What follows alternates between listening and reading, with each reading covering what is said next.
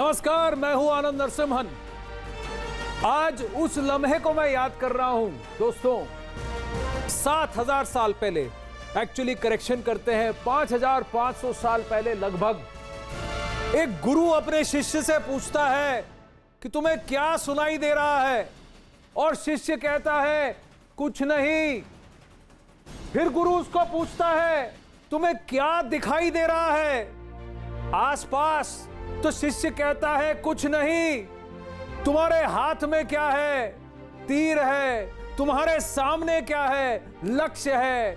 लक्ष्य क्या है? आंख है, और उस आंख को मुझे भेदना है। और गुरु कहता है चेले से, चला तीर, लक्ष्य तुम्हारा है।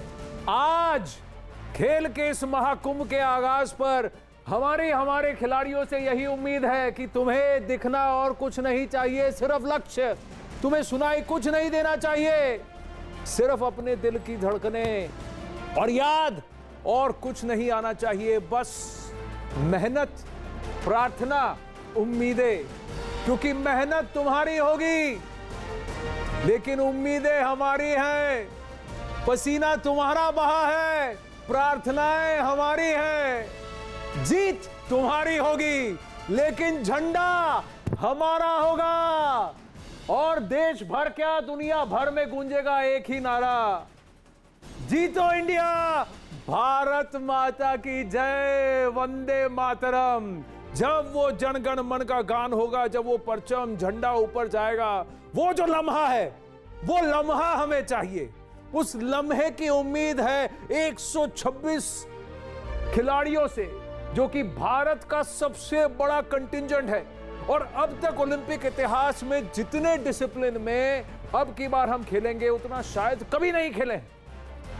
तो जीतो इंडिया, यही हमारा नारा है। जीतो इंडिया, यही हमारी उम्मीद है। जीतो इंडिया, यही हमारी प्रार्थना है। जीतो इंडिया, यही न्यूज़ 18 इंडिया के इस मंच पर आपको भी हम कह रहे हैं कि साथ में आइए, चीयर कीजिए भारत के लिए, क्योंकि अब से थोड़ी ही देर में ओलंपिक्स का ओपनिंग सेरेमनी शिंजोकू के स्टेडियम में शुरू हो जाएगा, टोक्यो में। 5 साल के इंतजार के बाद फिर एक मौका आया है। लंदन के बाद रियो में नाउम्मीद हुए, लेकिन टोक्यो में अब तक का सबसे बड़ा मेडल हॉल, इसकी उम्मीद है, उस गोल्ड की उम्मीद है जिसे देखकर अरसा हो गया। नमस्कार। और इस सिलसिले में आज हमारे साथ कुछ ऐसे लोग हैं जो कि ओलंपिक्स में नहीं, अंतरराष्ट्रीय स्तर पर भारत का परचम लहरा चुके हैं, जो हमारे साथ खेल, फिल्म, राजनीति और संगीत से जुड़ी ऐसी हस्तियां जुड़ेंगी। शुरुआत लेकिन करेंगे कुछ ऐसे खिलाड़ियों से जो ओलंपिक्स में मेडल जीतकर देश का नाम रोशन तो कर ही चुके हैं, साथ ही हमारे साथ पूर्व केंद्रीय मंत्री, एस निशानेबाज, बीजेपी के सांसद, 2004 के एथेंस ओलंपिक्स में देश को सिल्वर मेडल दिलाने वाले राज्यवर्धन सिंह राठौर भी हमारे साथ जुड़ेंगे। साथ ही लंदन ओलंपिक्स में ब्रॉन्ज मेडल जीतने वाले पहलवान योगेश्वर दत्त भी जुड़ेंगे, गगन नारंग भी जुड़ेंगे, जिन्होंने लंदन में देश को सिल्वर मेडल दिलाने का काम किया था, और निशानेबाज विजय कुमार भी जुड़ेंगे। पिछली बार यानी रियो ओलंपिक्स में देश के लिए ब्रॉन्ज मेडल दिलाने वाले पहलवान साक्षी मलिक भी हमारे साथ जुड़ेंगी। आप सभी का यहां जीतो इंडिया में स्वागत है।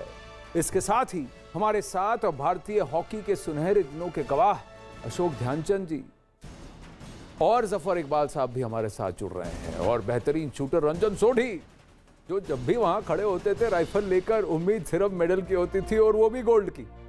देश के जाने माने खेल पत्रकार और हमारे एक्सपर्ट मलय नीरव भी हमारे साथ हैं आज, और ओलंपिक्स के तमाम अपडेट आप तक पहुंचाने वाले हमारे खेल संवाददाता अमृत आनंद भी आपके साथ जुड़ेंगे यहां पर जीतो इंडिया में। लेकिन सबसे पहले आज की अपडेट, ओपनिंग सेरेमनी से पहले शिरकत शुरू हो चुकी है।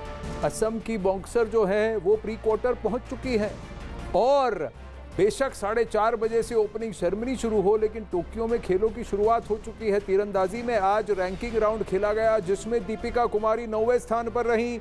रैंकिंग राउंड का मतलब होता है मेडल राउंड में कौन सा खिलाड़ी किस खिलाड़ी के साथ या टीम के खिलाफ खेलेगा, और भारत सभी टीम इवेंट्स में भी 9वें दर्जे पर है। दीपिका कुमारी आज 9वें नंबर पर रही। ऐसे में प्री क्वार्टर फाइनल में उनकी भिड़ंत जो होगी भूटान की तीरंदाज कर्मा से होगी, जिन्हें दीपिका के मुकाबले कमजोर ही माना जा रहा है। धीरे धीरे शुरुआत कीजिए, पायदान में आगे बढ़ते रहिए and save the best for last, क्योंकि गोल्ड तो हमें चाहिए अब की बार दीपिका।